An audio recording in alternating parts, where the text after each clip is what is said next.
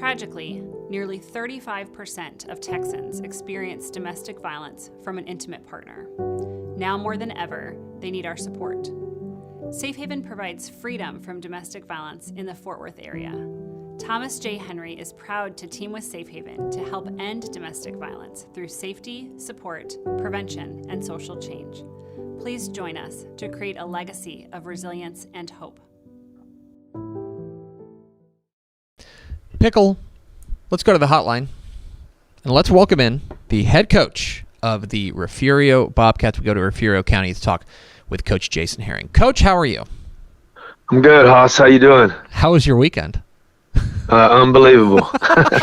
Yeah, best weekend I've had in 2 years. I can imagine. You guys are able to take down Shiner 38-27 and avenge a couple of, I know, losses that sting.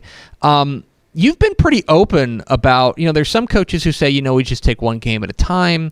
We're out here playing against ourselves. You've been pretty open about how important this game was and how much you've been talking about this game to your guys in the locker room.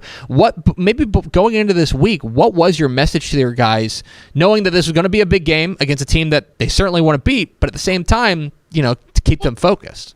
Yeah, here's the thing about it is if both teams take care of business, we're going to meet again in 6 weeks. So we're real super young. I mean, we're starting or playing significant time like 11 sophomores and freshmen.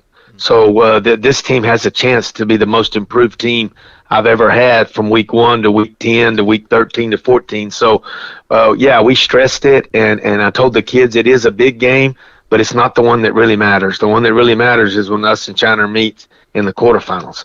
But I actually thought it was a blessing that we got put in the same district because we were able to. I don't like to play somebody twice, especially if you're the favorite. But being the underdog and considering what happened last year and how young we are, I thought that it was a blessing in disguise to get to play them early when not so much was on the line, because the Shiner game has morphed.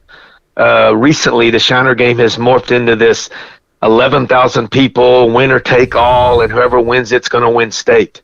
That's the way it's been since 19. Whoever won that game wins it all. So with our team being so young, I thought it was really good that we got to play it in a normal stadium, a little more low-keyed, only 7,000 instead of 11,000, blah, blah, blah. Only 7,000. I do want to ask you, though, because I was watching a fair amount of this game, and I of course mean this in a loving way, but Refugio is a town full of crazy people, and you guys had quite an atmosphere out there. How much of an advantage do you think it was for you guys to simply be there at Jack Sportsman Bobcat Stadium? Yeah, well, our kids love playing there, and we haven't lost very many games there. So I would have to say that, if there was any slight advantage, it, of course, went with us. But they had an awesome crowd, too. Both teams know each other so well. Both teams travel well. I mean, it honestly felt just like a playoff game. It wasn't quite as many people, but it felt like just the same as it feels always when you play Shiner. We caught more breaks than they did. It could have gone either way. They still have the greatest football player on the field, no doubt. I mean, that kid's the real deal. But we found enough way. We made enough plays to win, bud. We're talking with Jason Herring of Refugio here in Texas football today. You mentioned going up against Dalton Brooks once again there, the running back for Shiner, and he is the real deal. But you guys were able to. You don't stop a guy like that, but you were able to contain him for the most part. And I know that's been something you guys have really stressed over, finding a way to slow him down. What was it, do you think, that was working for you guys defensively last night that made such a huge difference from the last time we saw these two teams get together? Yeah, well, we completely changed our defense. So we're really small. We're athletic. We're fast, but we don't have a lot of size. And when you match up against Shiner and you pack everybody up front, they just latch on to you and road grade you. So we went down to Canadian and studied their 3-3 defense last spring, and we just put the 11 fastest, best water moccasin athletes we can on the field on defense, and we bring them from everywhere. And it worked. I mean, we're a lot more aggressive than we've ever been. Sometimes it doesn't look sound on paper, but those gaps close extremely fast. So the defensive scheme really helped us, but what helped us most of all was we completely switched our offensive philosophy. We're still doing a lot of the same things, but we're huddling up and we're milking the clock and we're shortening that game, because last year we were no huddle, hurry up, run a play every 10 seconds, and Shiner had like 8 possessions in the first half. Well, 8 possessions with Dalton Brooks and Doug on your team, that's not going to turn out good for you. So this year the difference was they only had 3 possessions, because we're huddling up, we're pounding the rock, we're shortening the game, and the whole idea is to keep number 2 off the field offensively. On the other side, you guys got a pretty decent run yourself. Isaiah Bland had an unbelievable game, 295 yards, 3 touchdowns on the ground. Spectacular performance from him in a huge spot. The numbers are impressive. You're the guy who sees him every day in practice, though. What is it about Isaiah, especially as a senior on a real young team? What is it about him that really makes him special? Well, tell you what, he's lightning in a jar. I mean, he absolutely can. He may not be the fastest, but he can absolutely cut on a dime with his maybe as good as I've ever coached. He can change directions and he doesn't slow down a lick. So he's only about 5'6", maybe 5'5", 145 pounds, but he can cut on a dime, and he just had a great game. I mean, he's a really good kid. He's been in the program. What I love about him is he's talented enough. Probably he could play for anybody else in the state, and he would be getting 23 carries like Dalton does. Mm-hmm. But we're so stacked at running back, and we typically are at Refugio, that he might get 5 to 8 touches on a good night, and you never hear a word from him. I mean, in fact, he's usually given up some of his touches. Like, we've got a freshman running back, and he's always saying, "Coach, let Fish Stick have this one. Let Fish Stick have this one." Xander Wills, who's going to be phenomenal, freshman on varsity right now. But that's what I love about Isaiah, is he is an unbelievable team player, and he's super talented. I just love him. I've had him for 6 years, and going to be sad to lose him, but he absolutely saved the best for last, because he played lights out. He sure did. It's on to the next one, though, Coach, and this is a much tougher district than just Shiner and you guys. Uh-huh. And you guys go on the road to take on a Kennedy team that's let's be real, they're desperate. They're playing for their season this week, right. And they would love nothing more than to catch you guys sleeping. How do you keep your guys focused, knowing full well that Shiner may be down the road 6 weeks, but at the same time, if you don't win this game, things could get really complicated. We've got Kennedy always does a good job. That coach over there, Coach Alvarez, is just a phenomenal coach, a good friend of mine, to be honest with you. And they run slot T, so, they run the old Liberty Hill stuff. So regardless of how much you may be better than them on paper, that's an equalizer. That when you have a team that runs the old slot T like Liberty Hill does and runs it very well, they can control the clock. So that's my biggest fear, is we've got to get off the field defensively and slow them down so we can get the ball offensively to our playmakers, because they're going to have the same philosophy against us that we had against Shiner. That they want to keep our athletes off the field offensively, just like we wanted to limit Dalton's touches. So, but the bottom line is this: we're young, we're improving.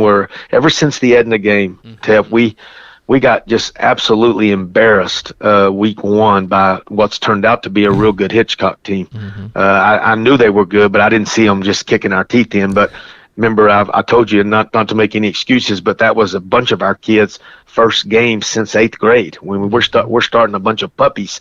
Well, we rebounded from that, and then we play Edna, which was at that time ranked in the top 5 and picked to beat us by 30.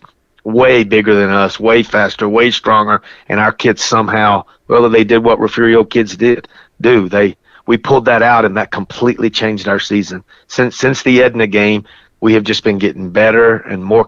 That game gave us our swag back. Mm-hmm. Refugio's always had swag. Well, when what happened to us in Victoria last year by Shiner, you lose your swag. When what happened to us at Hitchcock, you lose your swag. And we rebounded the next week with a London and beat them, I think, 39-6 or something like that. But we still, you could tell in the coach's office, all of us, the community, the kids, our dauber was down because we didn't see Hitchcock doing that to us. Well, when we were able to go over there and upset Edna, it completely changed everything. It changed our community, it changed our kids, it changed our attitude, and we've just been on an upward trajectory ever since then, and just getting better and better and better and better. And now the Shiner game is just another shot in the arm. So I honestly don't expect anything different. I think our kids are going to continue to get better and better. And like I said earlier, the sky's the limit with this team, because we're still babies. I mean, babies. One last question for Jason Herring of Refugio here on Texas Football Today. Coach, I think people see you on the sideline. You and I have known each other a while, so I know. But I think people see you on the sideline. You're an intense fella during games. I think that's fair to say. I'll just throw aside. Are you having fun? Can you tell the people that you're having fun? Oh, yeah. Dude, I love it. I've got the best job in America. I absolutely love it. I don't want to do anything else. In fact, I'm old enough to retire, but I can't stand the thought of sitting at home and not getting to coach. So, yeah, no, I love it. I love interacting with the kids. I love it's the best job in America, guy. I wouldn't trade it for anything.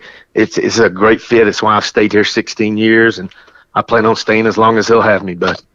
Coach, I got to be honest. I can't imagine you retired either. Like, yeah. I don't know. The math doesn't add up. I would rather die just doing it, bud, and be done with it. I don't want to sit around. I can't sit around. So, no, it's a heck of a lot of fun. It's been a good match, and we've had great kids and great support, and it's just been I've been super blessed, buddy. He's Jason Herring. He's the head coach of the Refugio Bobcats, 7-1 after a big win over Shiner. Coach, appreciate your time. Congratulations on the big win, and go get Kennedy this week. All right, thanks, bub. Good luck. There he goes. Jason Herring, head coach of Refugio Bobcats. Good dude. Good dude. We like Jason Herring, right? Oh, yeah. We're Jason Herring stands. Right I was just going to say. He gets the certified stamp of TFT. Good no, dude. he's good. It's funny because like whenever I book a guest, especially for Monday, obviously you want to reflect what the biggest game in the state was and what the biggest games were. But at the same time, like I don't want to. I want to make sure we're spreading it out, and I don't want to interview somebody twice in 2 years or something like that, or twice in a year, something like that, unless it's really, really necessary, right? Because there's a lot of coaches, a lot of games, a lot of storylines and stuff. We hadn't talked with Jason Herring in 6 years. That's just crazy. I went back and it was like episode 104. We interviewed Jason Herring, and I'm like, yeah, it might be time. Yeah, you know what? Might be time to call Coach Herring. Well, and it's funny too because a lot of times we talk about like the teams like that who we don't really talk about them until playoffs roll around. But it's like we talk about them all the time that oftentimes then we're not actually talking to their coach, because we're talking so much about them. I can tell you the last time, so we interviewed him September 8th, 2016. That's the last time we had him on the show. So yeah, good to talk Coach Herring. He's good. He's good people. I like Coach Herring a lot. I like him a lot. Anyway.